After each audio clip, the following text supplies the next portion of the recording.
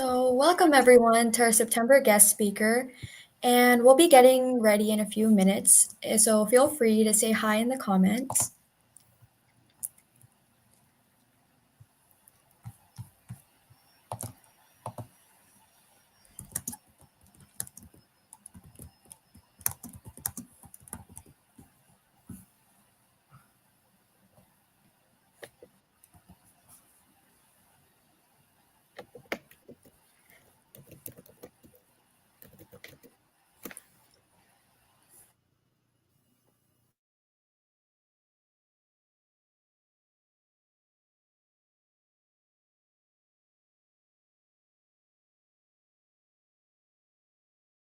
My name is Sri Soni, and just to introduce myself, I'm one of your sophomore counselors, and I'm so excited to be here tonight.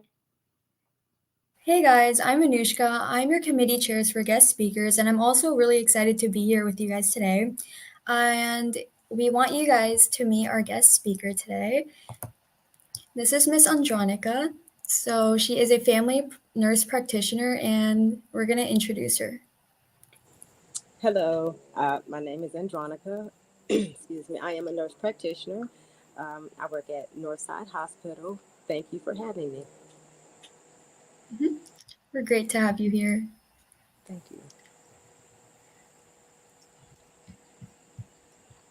Before we begin, I'd like to briefly introduce our CTSO to any of our new members.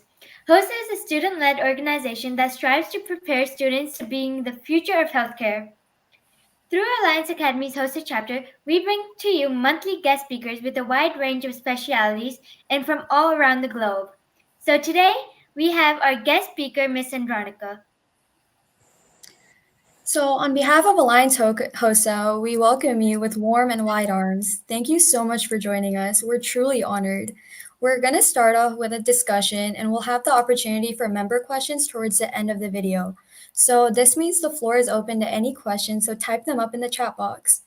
Also, in the end of the meeting, there will be a QR code for attendance, so make sure you stay till the end for the QR code for attendance.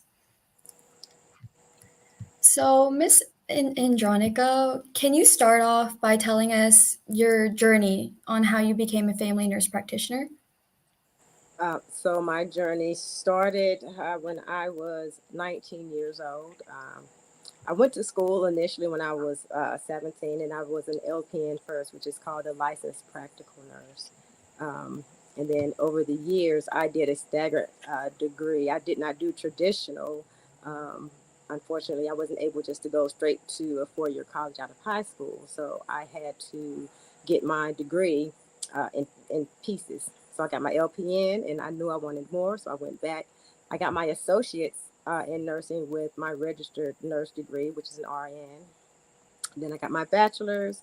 I continued on to get my master's, and I will be going forward to get my PhD in nursing as well because that's the terminal degree. In between doing all of those things, I also did 11 years in the military.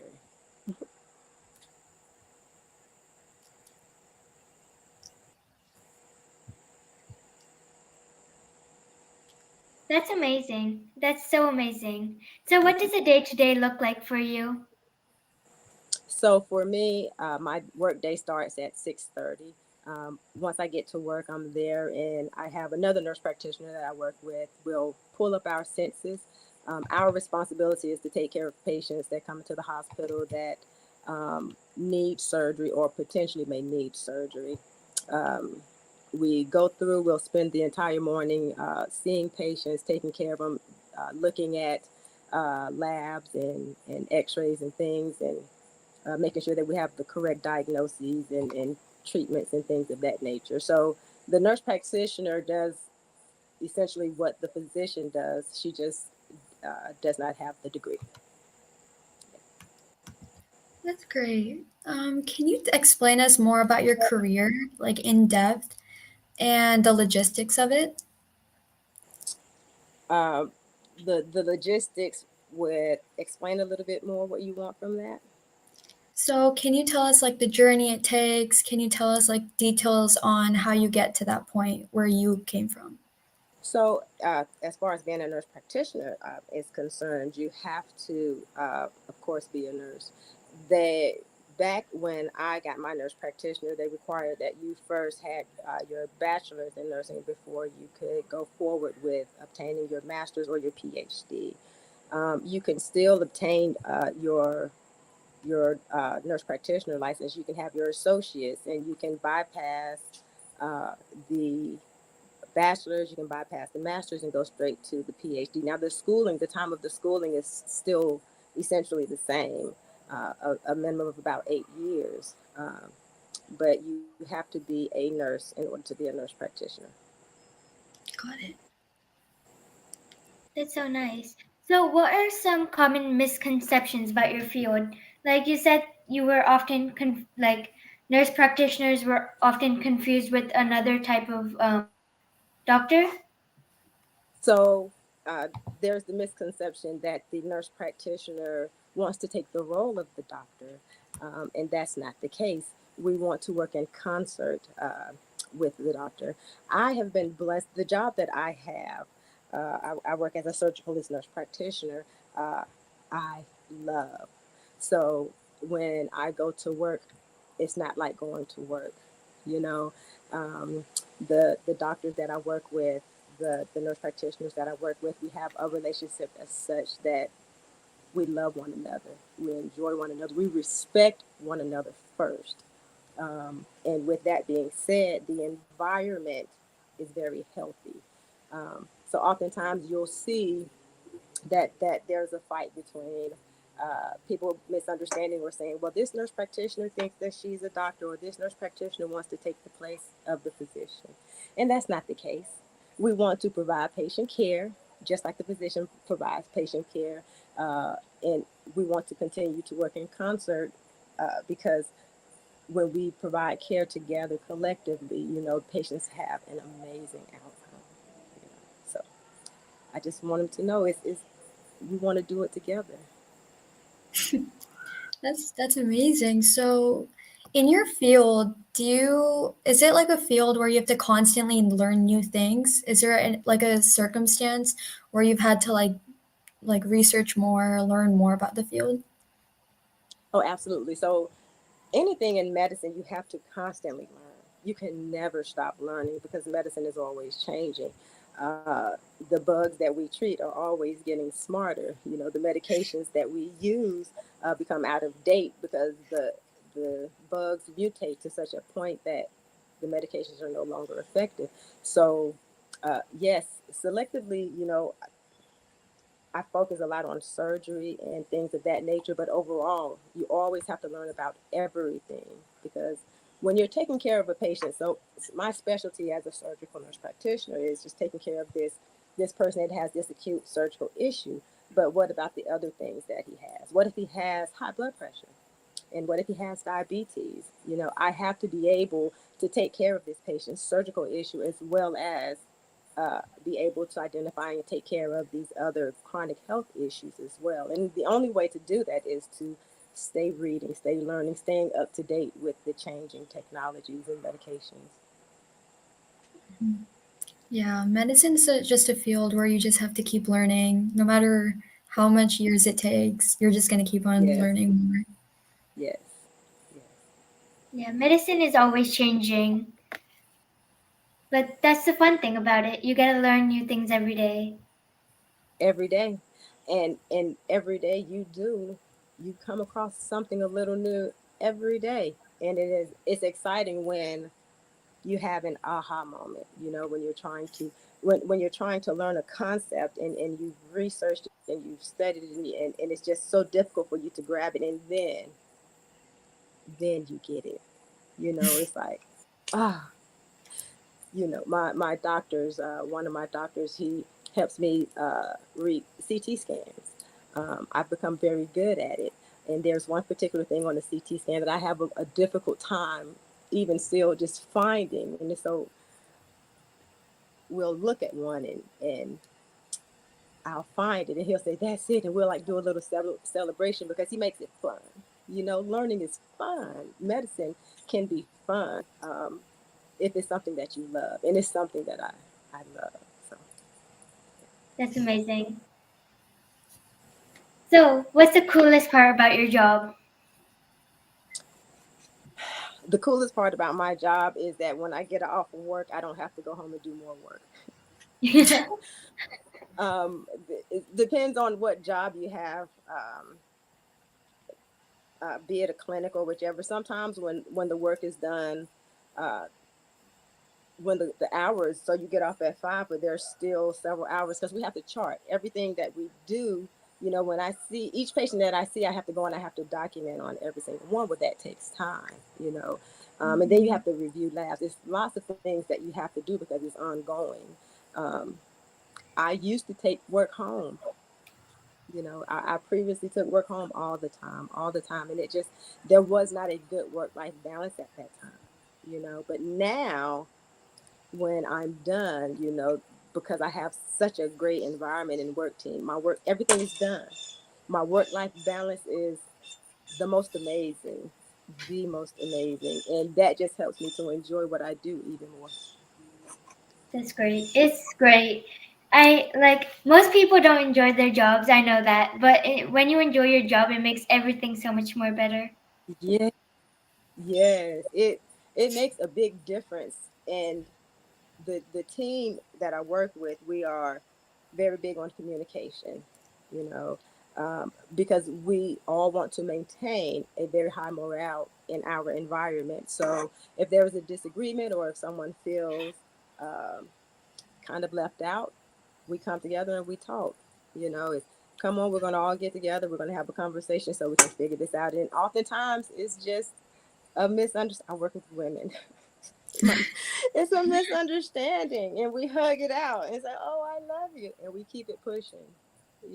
So the communication is the most important thing. It's so easy to make the wrong assumption about something, or the wrong assumption that the intent, wasn't there. So if you talk and have an understanding, then it takes away that I have to come to a conclusion myself, and things so small as that helps, you know, keep the morale up. Yeah, patients, I mean, being in the medical field, every day's different. It's not the same thing back to back. Patients make Yes, it different. So, with yes. that question, yeah, so with that question, what's like the craziest or like the patient that like just sticks out to you? Like a case that just like you can remember from the top of your head that's like stood out.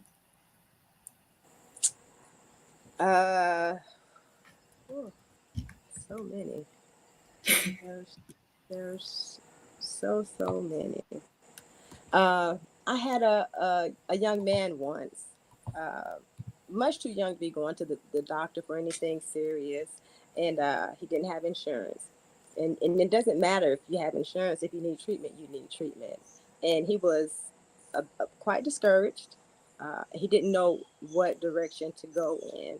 And I was able to help him while he was in the hospital get set up so that he could get the treatment started um, once he got out the hospital, and then they were able to move forward to help him get the insurance things that he needed. So you have to understand that taking care of someone sometimes goes so far beyond just prescribing medication.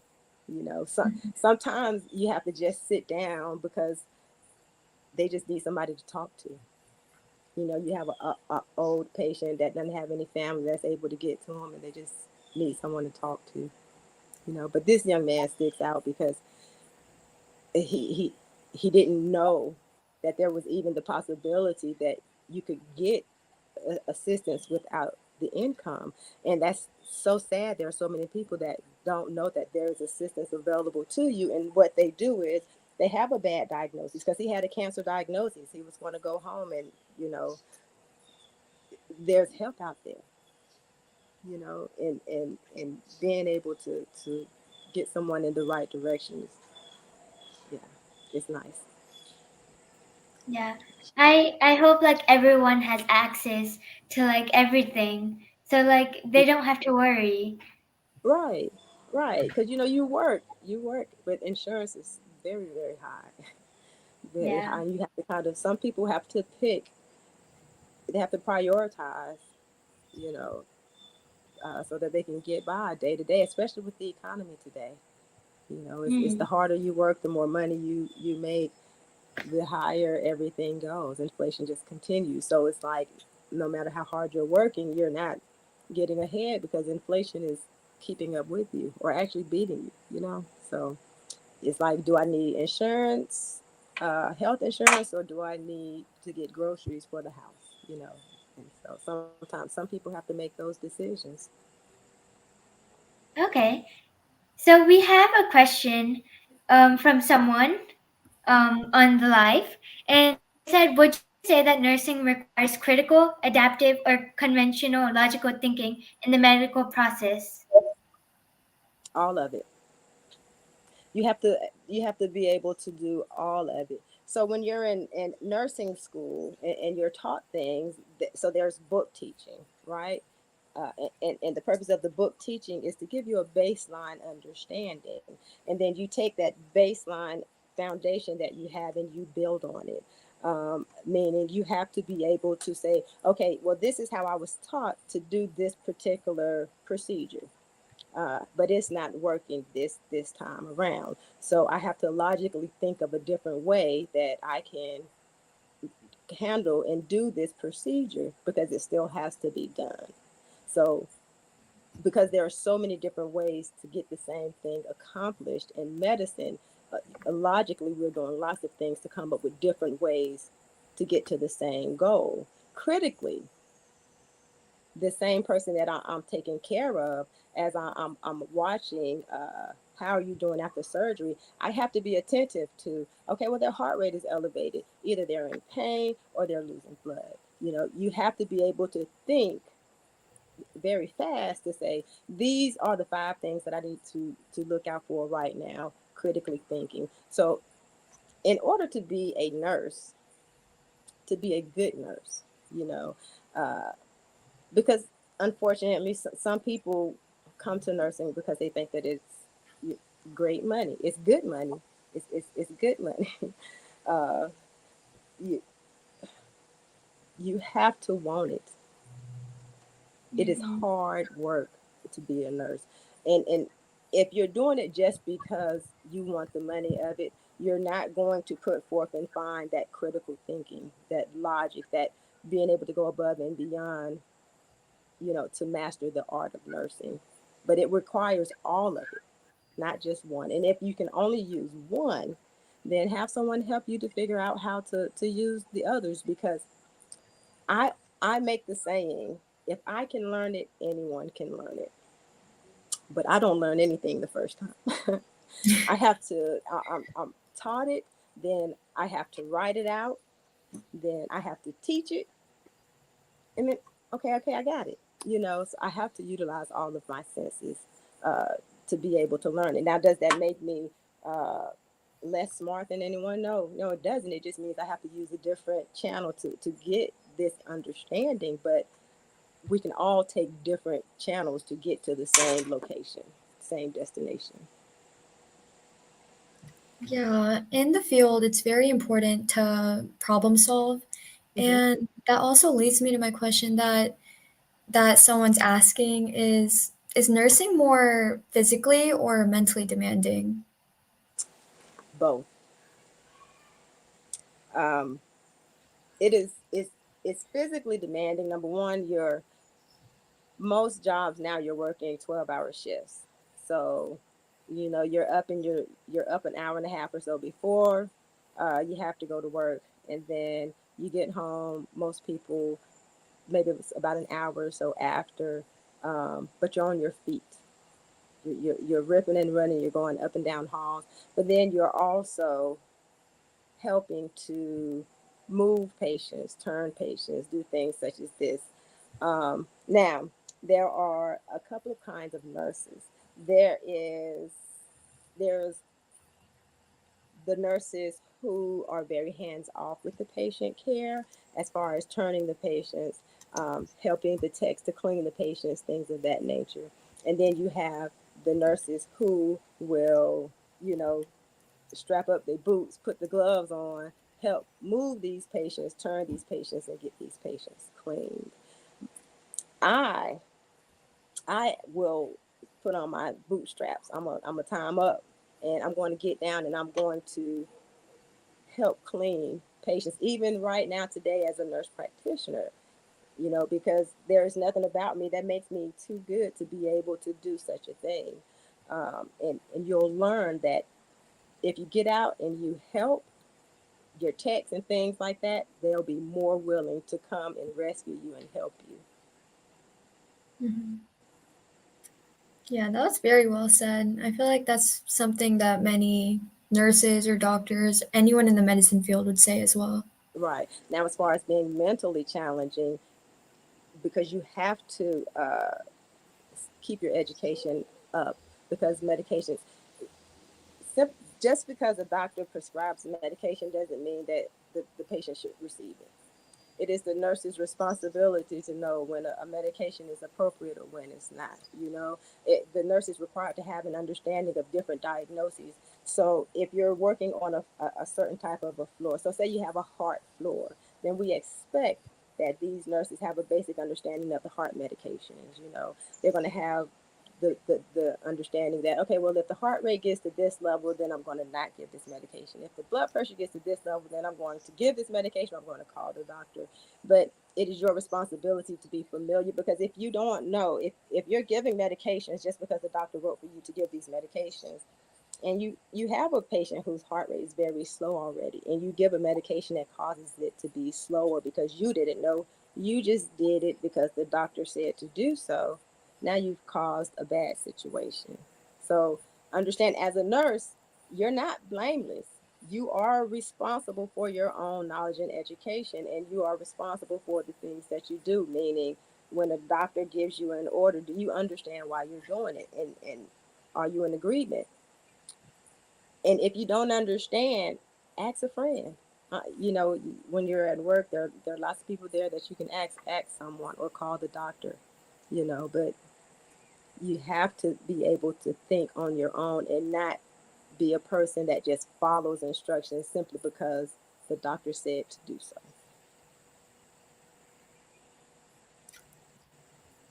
That is like a really important lesson to learn. Hmm. And I know that from experience too. Oh, tell me what happened. Well, maybe another time. Today's all about you. And I know you do an amazing job. And we have another question, which Okay. I think is kind of good.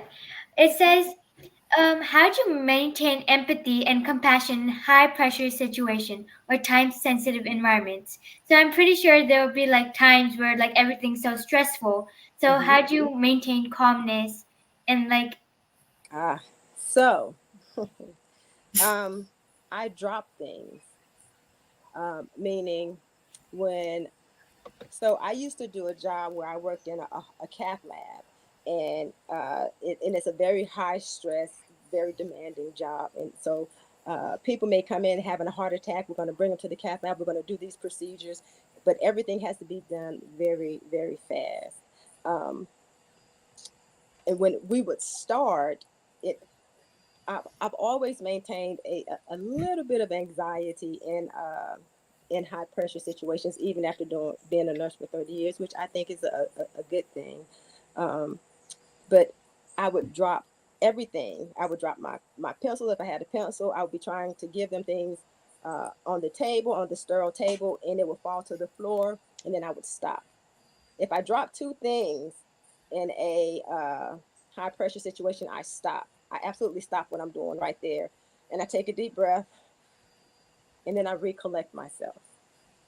Now, I say that I like that I still get anxious, and I have that where I have to stop and pause, because I don't want to ever be so cocky that I minimize a situation, because it could be a bad situation, and working in surgery, I've learned, it, each situation is different, but you handle it as if it's the most critical each time.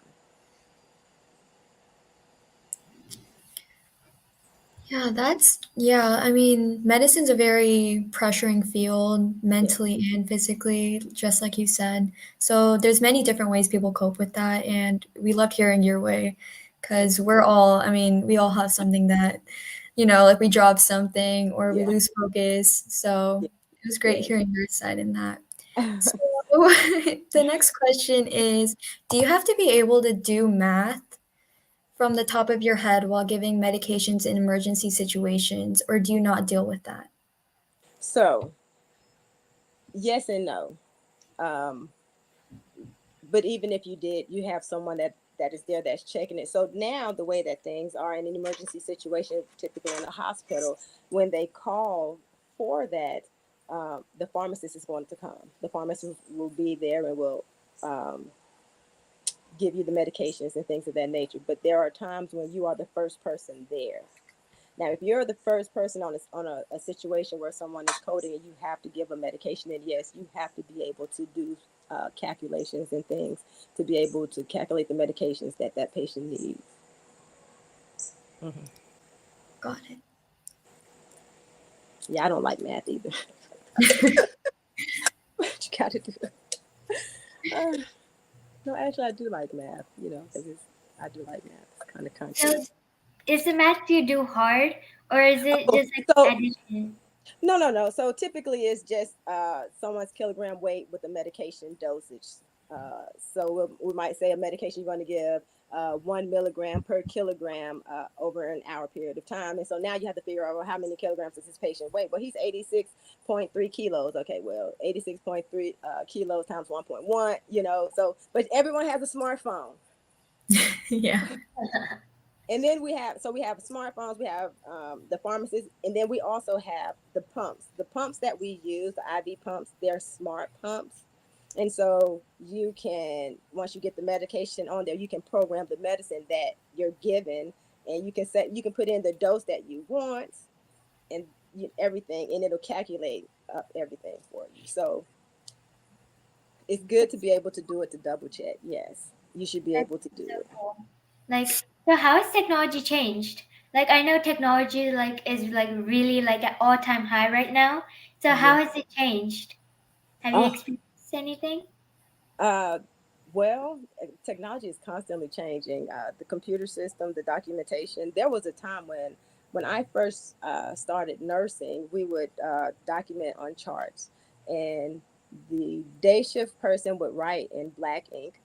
That was 7 to 3. The second shift person would work from 3 to 11. They would write in blue, and then the night shift person, which was 11 to 7, would write in red. And that's how we knew what shift you worked and things of that nature. And we had like these paper charts that we carried all around. We still have those same charts, but now everything is computer, and it's so much faster.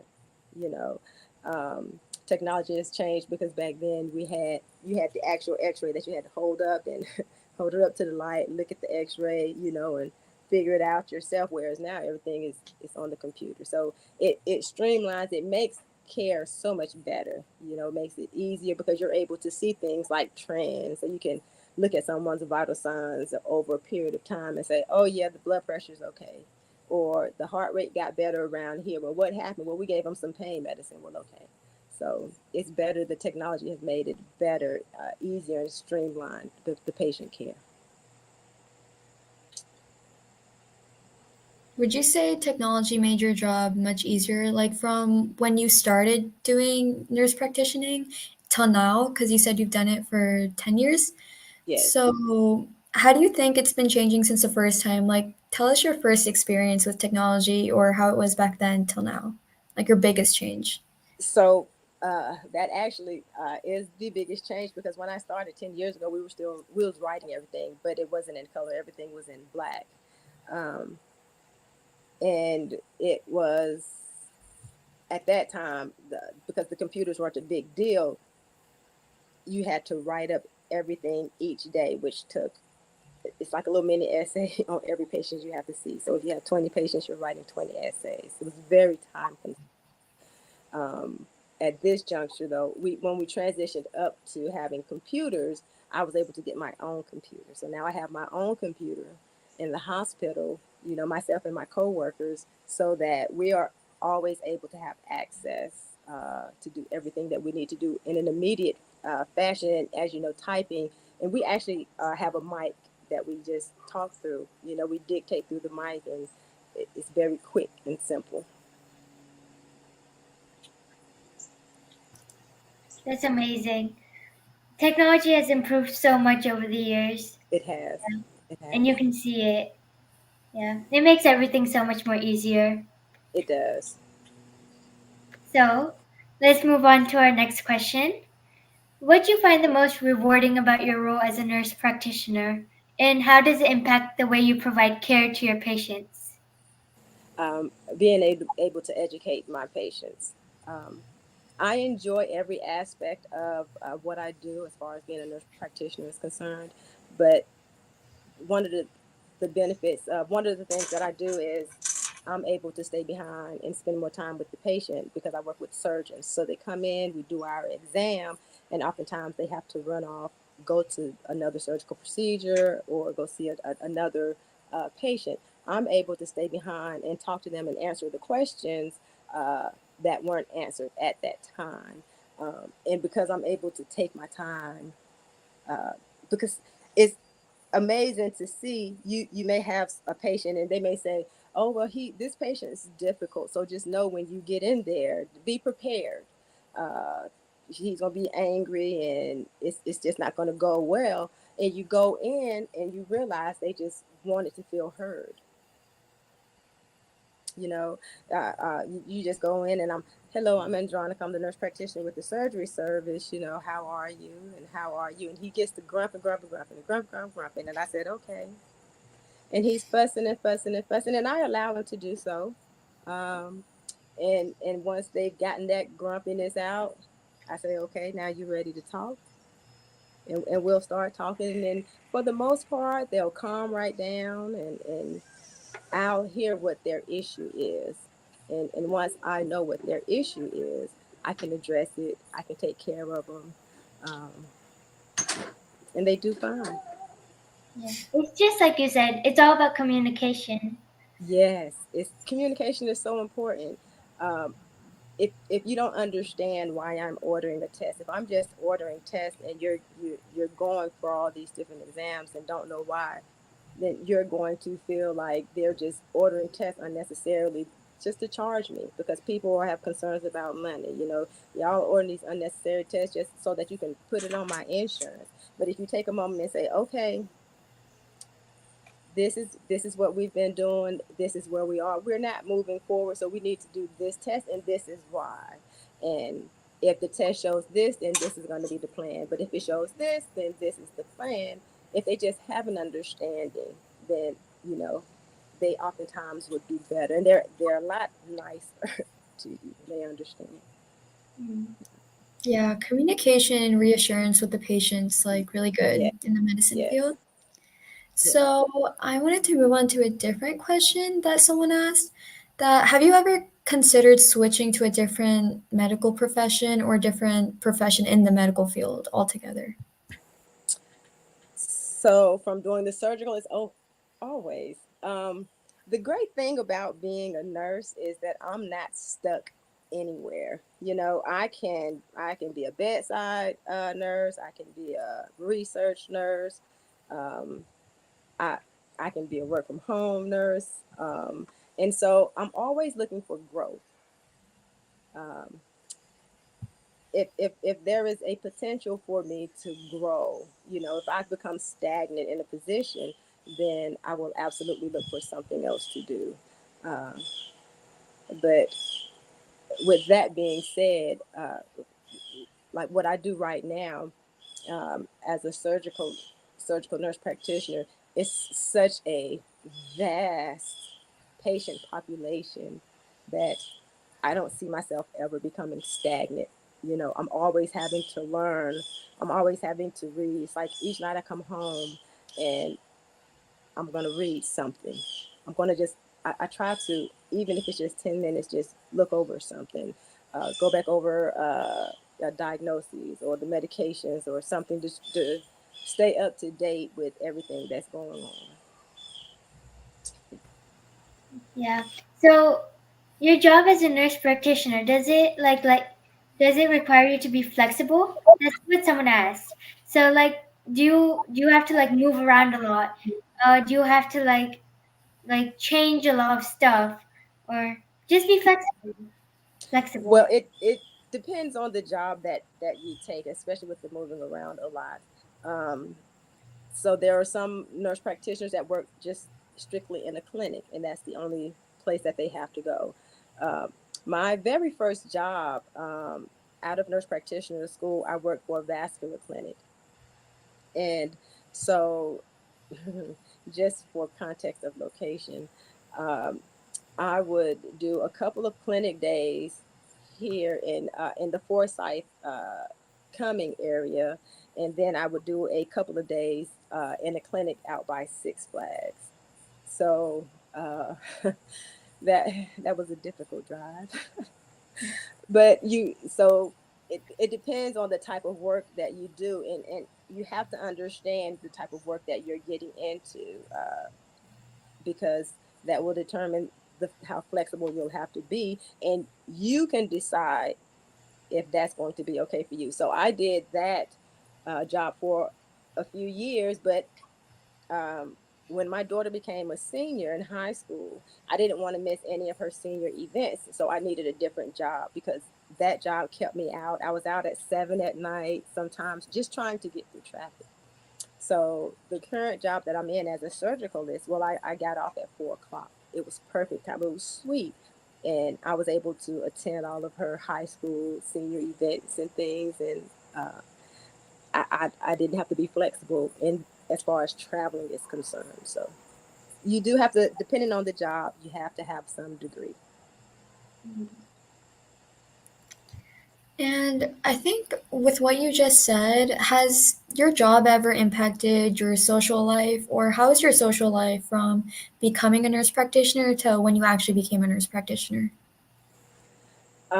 My social life, uh, it not really. I run. I'm a runner, so I have friends that I like to get with, and uh, we travel. Like we'll go like to different states and like do like 5Ks or half marathons and things of that nature. So I think it made it better, um, and because I just met more people, you know. So uh, I really enjoy what I do.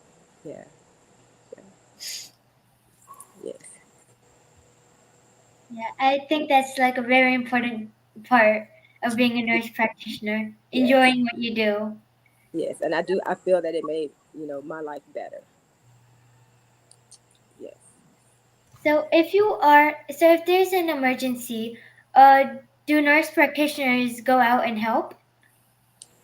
it depends. You have some nurse practitioners that may work in certain departments, like the cardiology department or things. And if it's your patient, you are absolutely going to go.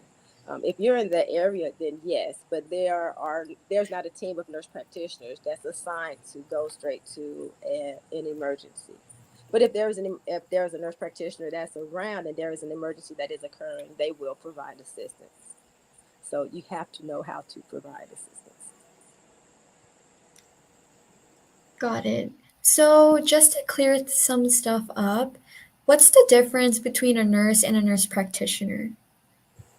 So a nurse typically they go up to a bachelor's degree because licensed practical nurses are also nurses, but we're discussing registered nurses right now. The difference is that a registered nurse can't write prescriptions. They can't work in the role of that as a provider, whereas the nurse practitioner can. Got it. So from so how long did you know that you wanted to be a nurse practitioner? I I I didn't really. I had been thinking about it back and forth, but uh, it wasn't like my dream initially. My I thought I was doing my dream job as a nurse because I was working in a cardiology cath lab, and I loved it so much. Um, and then my daughter got sick, and so when my daughter got sick, I decided to go to school. Uh, Oh, I didn't know, true story. I did not know that I would finish nurse practitioner school, although I knew I was smart enough. I just needed something to take my mind off how sick my daughter was. And so what we did was she had her schooling and I had mine. And in order for me to be able to get her to do her classwork, I had to sit with her. And we would do work together. So she was 11 years old when she was diagnosed with cancer. Um, she was 10, excuse me, she was 10 years old when she was diagnosed with cancer. And so uh, the doctors had told my husband and I that she was not going to make it. And they told us to get things in order.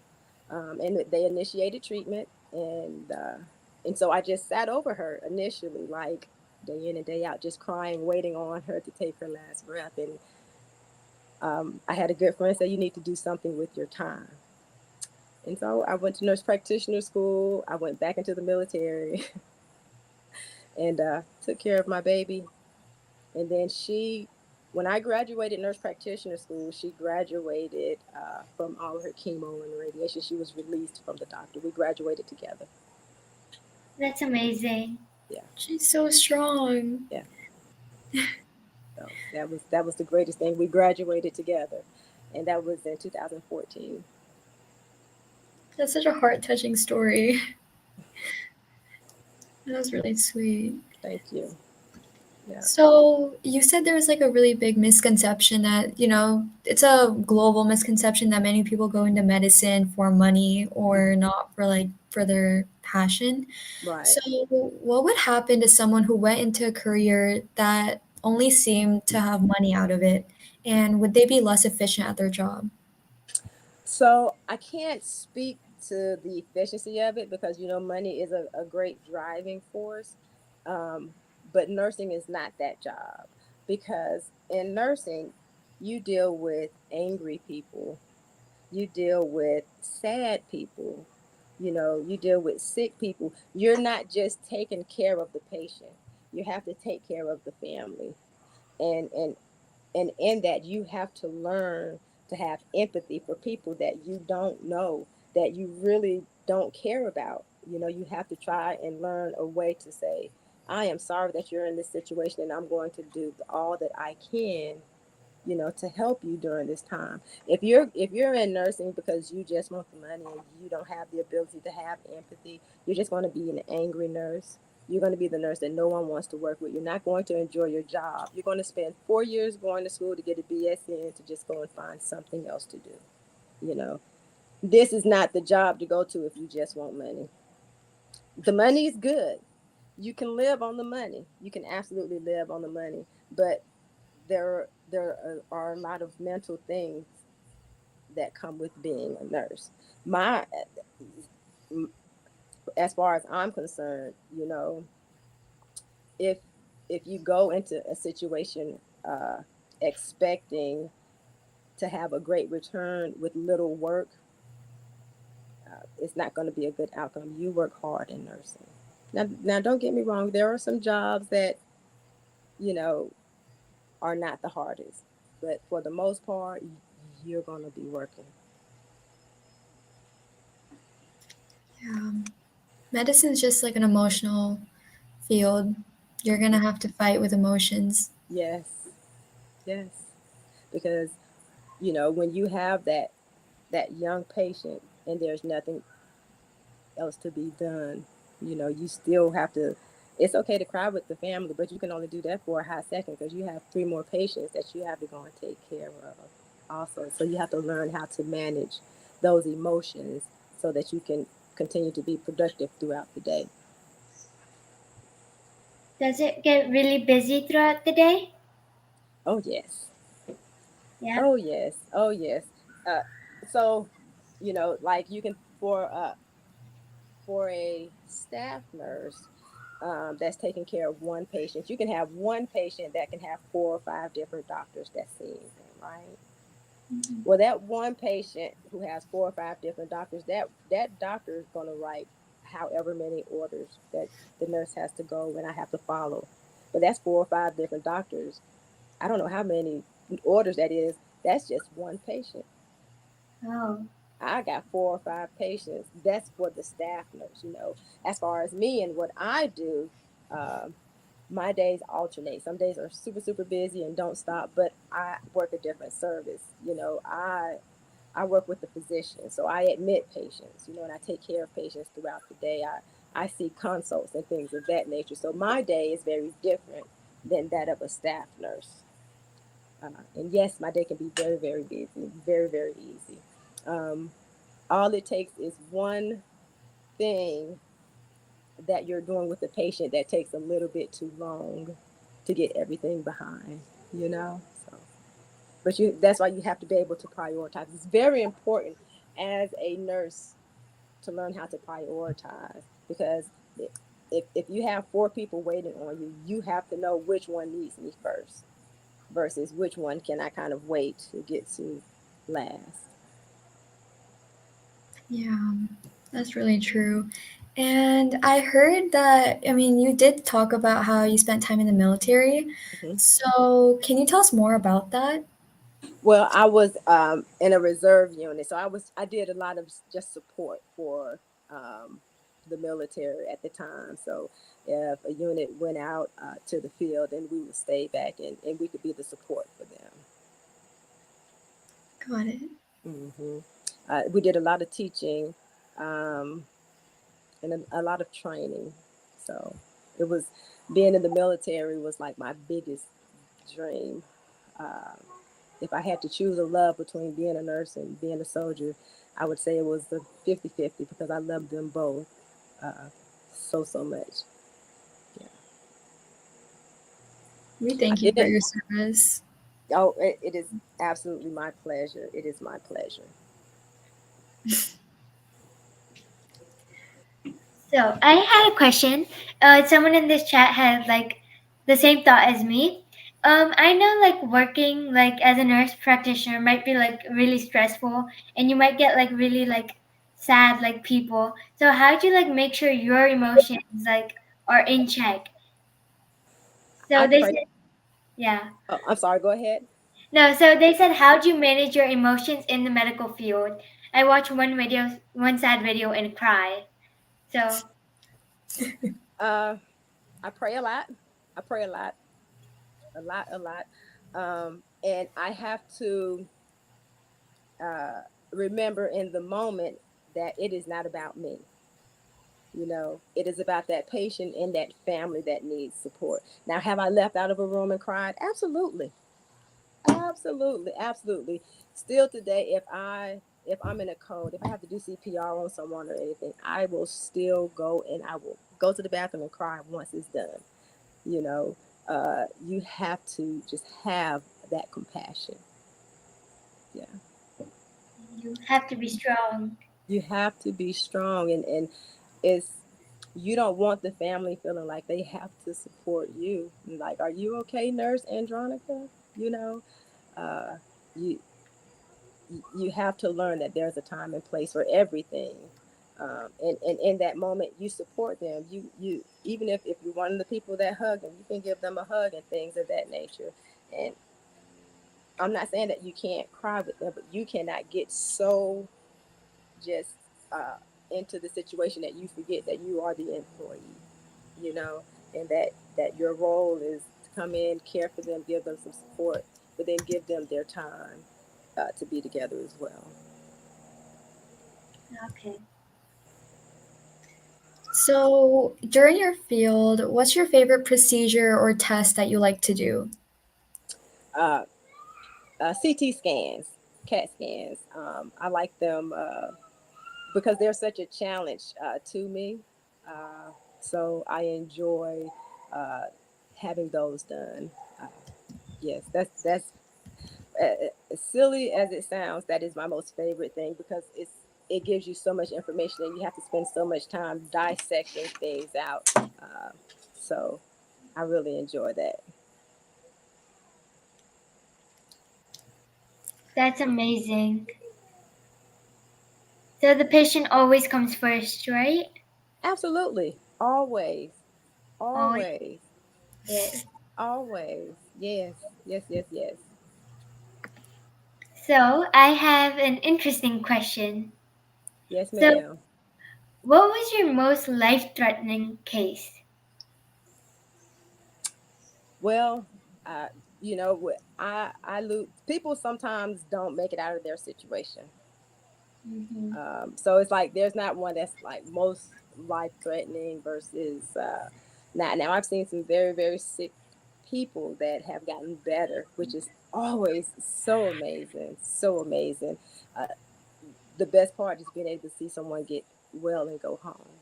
You know, I have seen people who we thought wasn't gonna make it out the hospital and they did just fine. You know, that's always a joy to see for them and the family. You know, because you make connections with people. You have some people that's in the hospital for months at a time, and you make a connection with their family. But those people, you oftentimes don't think that they will be able to make it out, and when they do, it's such a blessing. But there are so many different diseases. I've seen so many times with different situations where this has happened to people. So, you know, It must be like the biggest reward yeah, seeing like someone you've known in like the hospital for so long finally being able to get out. yes, yes.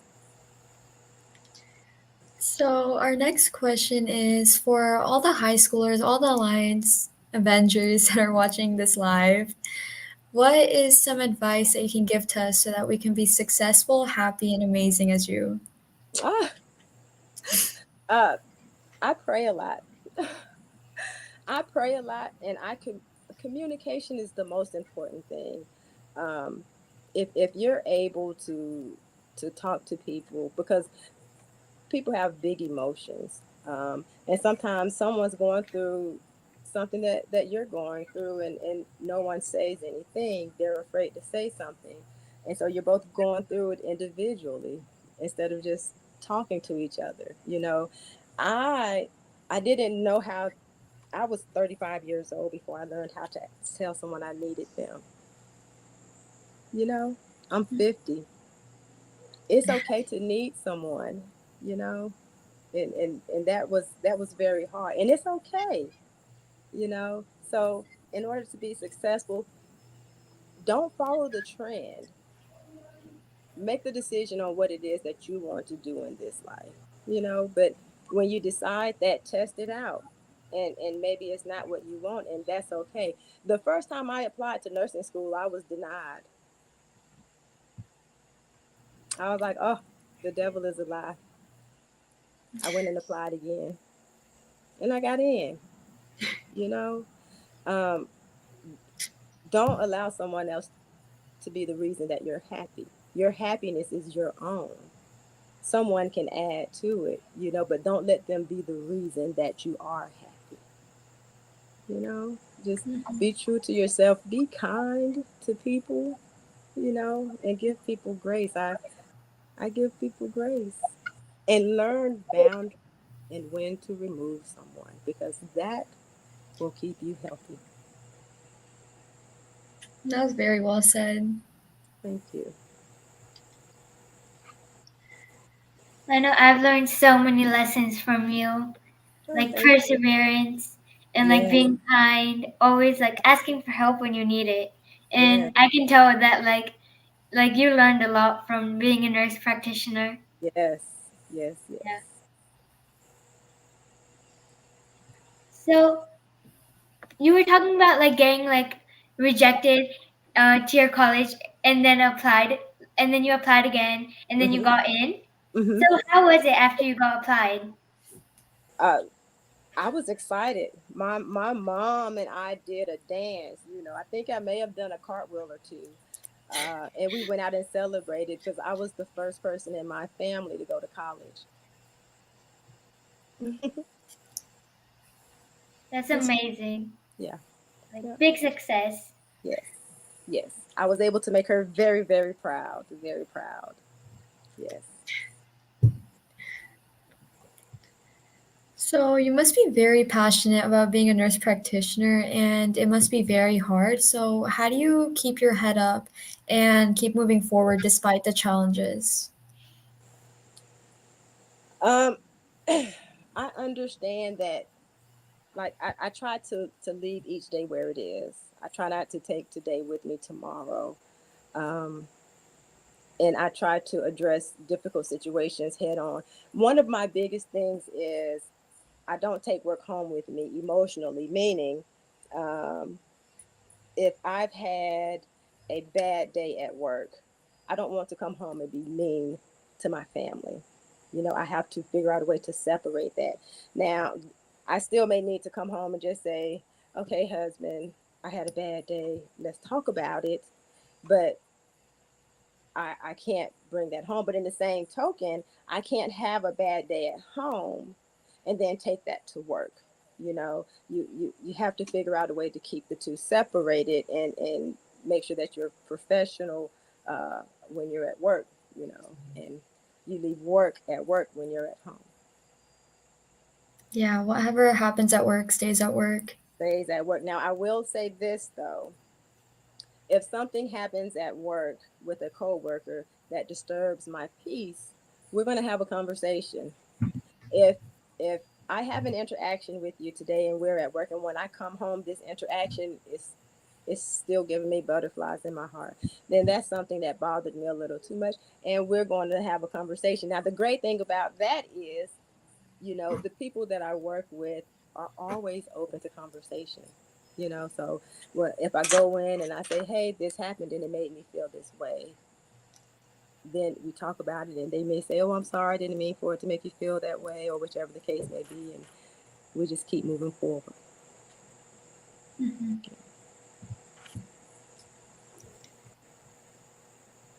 So, what's the worst and the best career decision you've ever made? The worst career decision, well, I, as far as a career is concerned, I've been a nurse practitioner, and I was a soldier. Now before I did any of those, I just worked at like Burger King or Hardee's. You know, I worked at that Piggly Wiggly. Worked at Piggly Wiggly. It was the worst career decision I ever made. I worked there for a whole month, then I quit. It was terrible. That it was terrible. Yes, I'm sorry, Piggly Wiggly. No harm. It was a long, long time ago. Y'all stores closed. You know, no harm, no foul. I love Piggly Wiggly. I love you. But yeah, it was. I was young. It was just a bad decision for me. It didn't work out, so I left. Know when it doesn't work. Know when to leave. Stage left. So I left. Yeah, So, what was the best career decision you've made? becoming a nurse practitioner. Yeah, I can Yeah, believe that. yeah, becoming a nurse practitioner. Yeah, yeah, because I really love what I do. Yeah, How long have you been working at Northside Hospital? 10 years. Oh, so you started off at Northside hmm Hospital.